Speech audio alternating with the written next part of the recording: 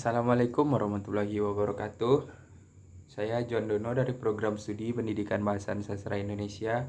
Kali ini di video saya yang keempat, yaitu pada mata kuliah Apresiasi Prosa Fiksi, saya akan menjelaskan tentang unsur intrinsik, yaitu tokoh, latar, tema, dan tempat pada unsur intrinsik apresiasi prosa fiksi. Yang pertama, tokoh. Penokohan adalah pemberian watak terhadap pelaku-pelaku cerita dalam sebuah karya sastra. Tokoh terdiri atas tokoh protagonis, tokoh dalam karya sastra yang memegang peran baik, tokoh antagonis, tokoh dalam karya sastra yang merupakan penantang dari tokoh utama, biasanya memegang peran jahat. Dan yang ketiga ada tokoh tambahan. Tokoh yang tidak memegang peranan dan tidak mengucapkan sepatah kata pun, bahkan tidak dianggap penting sebagai individu. Tokoh adalah individu ciptaan atau rekaan pengarang yang mengalami peristiwa-peristiwa atau lakuan dalam berbagai peristiwa cerita. Pada umumnya, tokoh berwujud manusia, namun dapat pula berwujud binatang atau benda yang diinsankan. Tokoh dapat dibedakan menjadi dua, yaitu tokoh sentral dan tokoh bawahan. Tokoh sentral adalah tokoh yang banyak mengalami peristiwa dalam cerita. Tokoh sentral dibedakan menjadi dua, yaitu tokoh sentral protagonis dan tokoh sentral antagonis. Adapun tokoh bawahan adalah tokoh-tokoh yang mendukung atau membantu tokoh sentral. Tokoh bawahan dibedakan menjadi tiga, yaitu tokoh andalan, tokoh tambahan, dan tokoh lataran. Penokohan adalah penyajian watak tokoh dan penciptaan tokoh. Ada dua metode penyajian watak tokoh, yaitu metode analitis dan metode dramatik. Yang kedua yaitu alur.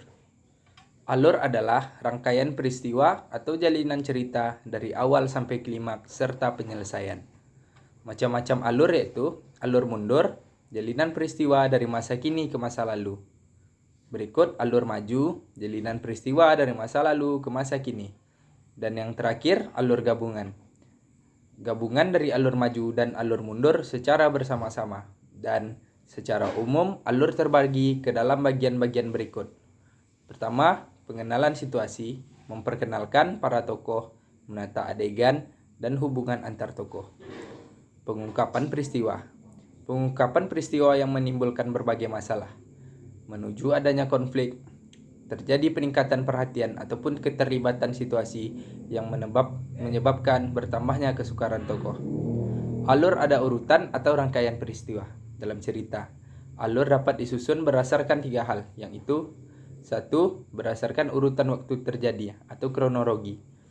Yang kedua, berdasarkan hubungan sebab akibat atau kausal. Yang ketiga, berdasarkan tema cerita.